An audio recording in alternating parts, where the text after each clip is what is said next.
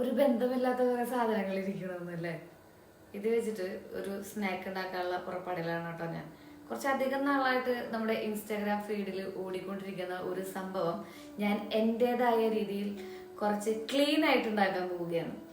ഇത് ഹെൽത്തി എന്ന് ഞാൻ പറയില്ല, പക്ഷേ ക്ലീൻ ഫുഡാണ്. കാരണം എന്താ വെച്ചിട്ടുണ്ടെങ്കിൽ ഷുഗർ ഇല്ല, അന്ന കാർബോഹൈഡ്രേറ്റ് അത്യാവശ്യമുണ്ട്, ഫൈബർ ഉണ്ട്, പിന്നെ പ്രോട്ടീൻ. സെൽഫ് കൺവിൻസിങ്ങിന്റെ ഭാഗമായിട്ടാണ് ഇതൊക്കെ പറയുന്നത് എന്നുണ്ടെങ്കിലും അടിപൊളി സംഭവമാണ് കേട്ടോ. നിങ്ങൾ ഒരിക്കലെങ്കിലും ട്രൈ ചെയ്ത് നോക്കണം. ഒരു ചോക്ലേറ്റ് മൂസ് ഐസ്ക്രീം ഒക്കെ ആ ടെക്സ്ചറൊക്കെ ഇല്ലേ, അതിൽ വരുന്ന ഒരു അടിപൊളി ചീറ്റിംഗ് ഇല്ലാതെ ഗിൽട്ട് ഫ്രീ ആയിട്ട് കഴിക്കാൻ പറ്റുന്ന ഒരു സുന്ദരമായ അനുഭൂതി തരുന്ന ഒരു അടിപൊളിയായിട്ടുള്ള ഡിഷ്.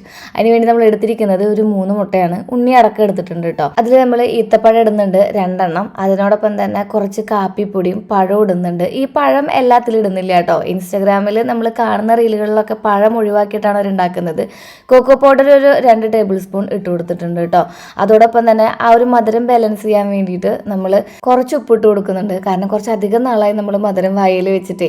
അതോടൊപ്പം തന്നെ നമ്മുടെ ഈ ഷുഗർ ഫ്രീ ഗോൾഡ് ഉണ്ടല്ലോ, അത് ഓപ്ഷണലാണ്. നിങ്ങൾക്ക് ഇനി മധുരം ഇഷ്ടമാണെന്നുണ്ടെങ്കിൽ അതൊന്ന് ഇട്ട് കൊടുത്തിട്ട് അതുപോലെ ഒന്ന് ബ്ലെൻഡ് ചെയ്ത് കൊടുത്തിട്ടുണ്ടെങ്കിൽ എൻ്റെ സാറേ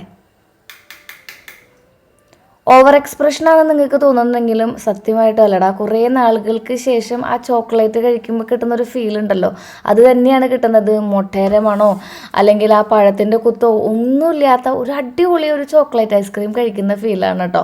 നിങ്ങൾ ഡയറ്റിലാണെന്നുണ്ടെങ്കിൽ ട്രൈ ചെയ്ത് നോക്കുക. കിഡിലനായിട്ടാണ്. ഭാഗ്യനും ശ്രീകുട്ടനും ഒക്കെ ഇഷ്ടമായിട്ടുണ്ട്.